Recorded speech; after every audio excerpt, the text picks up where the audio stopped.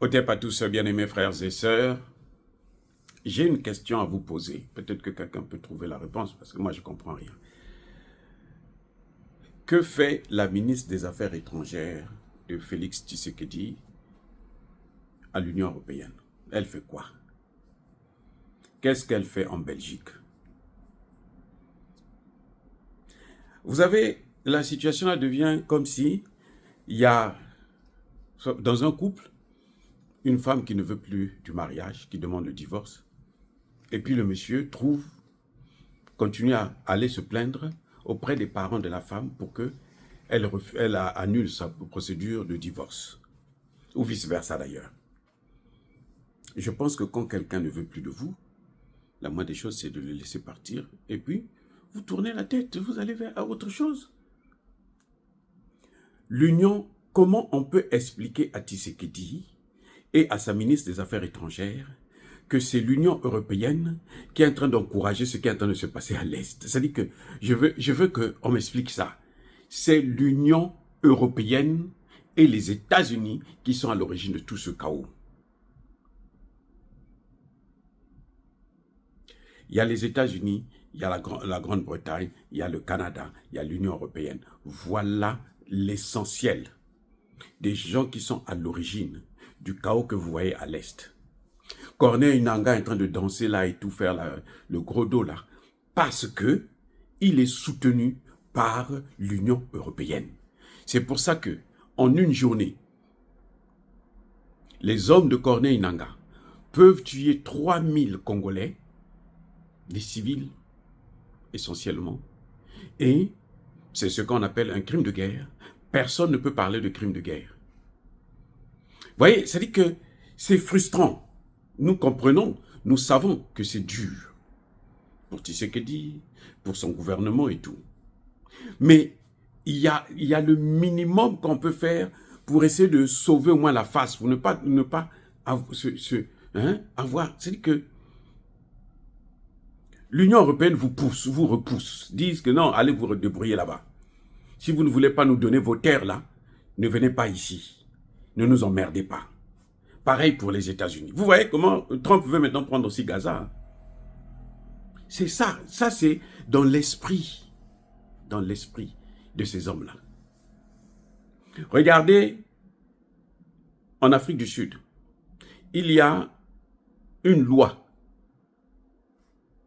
pour que l'État puisse prendre les terres pour mettre des hôpitaux, des écoles, les édifices publics. Les terres que la petite minorité de Blancs avait pris chez les Noirs. Elle n'avait pas acheté, hein. Elle avait pris chez les Noirs. Qui va sortir le même jour? C'est Elon Musk qui va venir dire que c'est un génocide contre les Blancs. Vous comprenez? C'est une loi qui a été prise par le Parlement. Dans ce Parlement, vous avez aussi des Blancs et des Noirs. Mais Elon Musk sort parce que l'homme blanc, il faut le protéger. Quand il s'agit des Noirs, on s'en fiche éperdument. Comment vous l'appelez?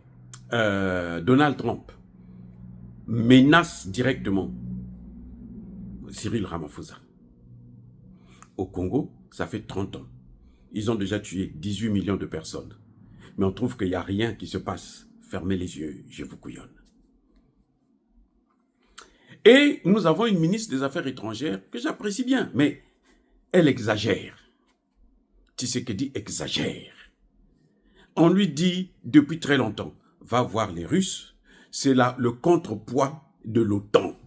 Tu es en guerre contre l'OTAN, tu ne peux pas demander à l'OTAN de venir t'aider. Il faut être bête, mais alors vraiment bête, pour que tu puisses continuer à courir, t'agenouiller devant ceux qui sont en train de te taper. Au lieu de chercher une pierre pour que toi aussi tu puisses te défendre. Non, toi tu continues à venir vers eux. Ah mais pardonnez-moi, pardonnez-moi. Et eux ils continuent à te taper. Il y a un problème. C'est frustrant de voir ça. C'est vraiment frustrant.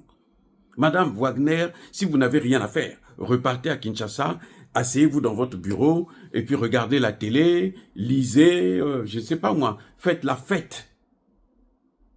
Parce que à l'Union européenne, vous n'aurez pas une solution. Si vous n'avez pas pu avoir la solution à l'ONU, ce n'est pas l'Union européenne que vous allez avoir une solution.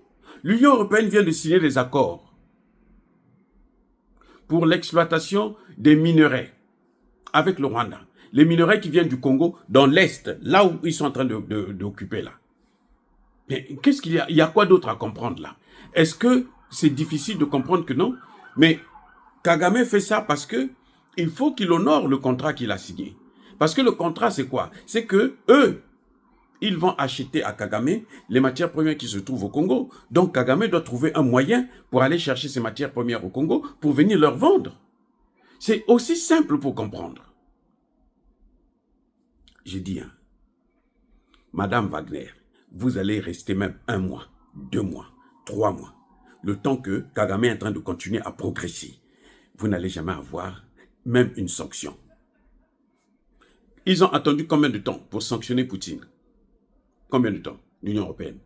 Heureusement que Poutine a tout fait, les sanctions sont reparties vers eux-mêmes. C'est eux-mêmes qui subissent les effets de ces sanctions. Mais vous n'avez pas ces moyens. Vous êtes en train de vous battre contre l'Union européenne, contre l'OTAN. Mais cherchez un contrepoids. Le contrepoids, c'est qui? C'est la Russie. La Russie est en train de le prouver là en Ukraine. La Russie l'a prouvé au Centrafrique. La Russie l'a prouvé au Mali, au Burkina et au Niger. La Russie l'a prouvé au Tchad. Qu'est-ce que vous voulez d'autre? Vous ne voulez pas régler le problème. Ça, c'est tout à fait normal. Si vous dites ça, et puis les gens vont se débrouiller. Vous avez vu ce qui s'est passé dans la rue, non? Ça va revenir. Ne vous attendez pas. Peut-être que le jour que vous allez revenir là, hein, votre avion ne pourra pas atterrir à Kinshasa. Il ne faut pas rigoler avec ça. Vous êtes en train de rigoler là, parce que les Congolais sont tolérants. Parce que les Congolais ont compris que leur armée est pourrie jusqu'à la moelle épinière. Leur administration est pourrie. Maintenant, on vous fait confiance pour que vous puissiez changer la donne. Vous n'êtes pas capable de prendre des décisions. C'est ça le grand problème de Tshisekedi et son équipe. Incapacité de prendre des décisions. Ou lenteur. Regardez l'Afrique du Sud qui s'était engagée. L'Afrique du Sud, elle-même, elle est attaquée par les Américains. Donc, elle va lâcher aussi. Le Malawi est en train de demander à ses troupes partir. À cause de ces tergiversations-là. Vous êtes là. Vous ne voulez pas régler le problème. Vous n'êtes pas allé prendre des décisions, partir vers ceux, changer de partenaire. Aller vers ceux qui peuvent faire la guerre contre l'OTAN. C'est tout. Mais tant que, madame, vous allez vous asseoir là, je ne sais pas, peut-être pour, si vous voulez vous faire sauter par tous ces minables là, eh bien, je pense que ça, ce serait la seule chose que vous pouvez faire. Comme font des femmes rwandaises qui sont en diplomatie. Voilà. Mais si c'est pour régler le problème, vous allez là-bas là, et puis on va régler ce problème-là. Alors là, moi je ne sais pas, c'est que je ne suis plus docteur en sciences politiques. L'Union européenne ne peut pas apporter une solution qu'ils savent que c'est déterminant pour leur vie. La survie de l'Union européenne dépend des ressources du Congo. Je dis, la survie de l'Union européenne dépend des ressources du Congo. Ils ont perdu le Sahel. Ils sont en train de perdre le Tchad et le Centrafrique. Ils ne peuvent pas vous laisser comme ça. C'est à vous de trouver les moyens. Et vous en avez. Si vous n'avez pas une alternative, ça peut se comprendre. Mais vous avez une alternative. Tshisekedi a une alternative. Je dis, hein, aujourd'hui, si Tshisekedi décide seulement de faire le voyage, même s'il ne va pas signer les accords, qu'il se lève, il va en Russie, il va voir Poutine, il revient. Vous allez voir comment ça va trembler à l'Union européenne. C'est ça la solution. Le peuple sort, soulève le drapeau rouge, le drapeau russe. Il vous demande d'aller voir Poutine et vous êtes là, vous partez à l'Union européenne. Mais il faut être bête. Mais attendez, mais c'est des nullards ou quoi? C'est des nullards. Vous ne pouvez pas avoir quoi que ce soit. Aucun résultat ne tombera avec l'Union européenne. Si ça n'a pas marché à l'ONU, c'est que à l'Union européenne, ça ne marchera pas. Allez-y voir maintenant Poutine. Allez-y voir la Chine. Allez-y voir l'Iran. Allez-y voir, je ne sais pas moi, la Corée du Nord. Vous devrez aller vers ceux qui sont opposés à eux, leurs adversaires. Pour que entre eux maintenant, ils se battent et vous regardez, même si ça se passe sur notre sol. Notre problème, c'est que nous voulons la paix. Et eux, ils ne peuvent pas nous laisser la paix. Les Occidentaux ne vous donneront jamais. Le Mali a fait quoi? C'est la force. C'est la stratégie. C'est pas en courant après eux. Le Mali a chassé la France, chassé Barkhane, l'Union européenne, chassé les Nations Unies. Et puis aujourd'hui, le Mali est contrôlé par des Maliens. Pas par des Sénégalais, pas par des Ivoiriens. Arrêtez de jouer comme ça. Madame Wagner, vous devenez maintenant stupide. Ça, c'est la stupidité d'aller se balader dans l'Union européenne pour aller demander, solliciter de l'aide. Et puis, qu'est-ce que vous demandez? Des sanctions.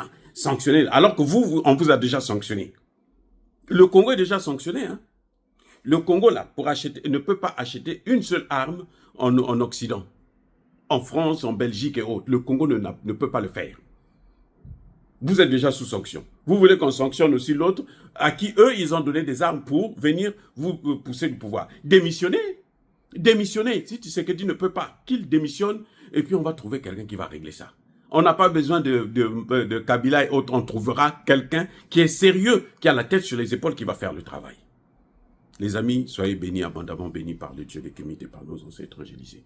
Mais que tous ceux qui persécutent le continent africain, le pillent, le déstabilisent, qu'ils soient noirs, blancs, chinois, arabes, juifs, indiens, qui qu'ils soient punis, maudits, foudroyés, neutralisés, écrasés, effacés par le Dieu des Kémites et par nos ancêtres évangélisés. Vive l'Afrique éternelle, je dis et j'assume.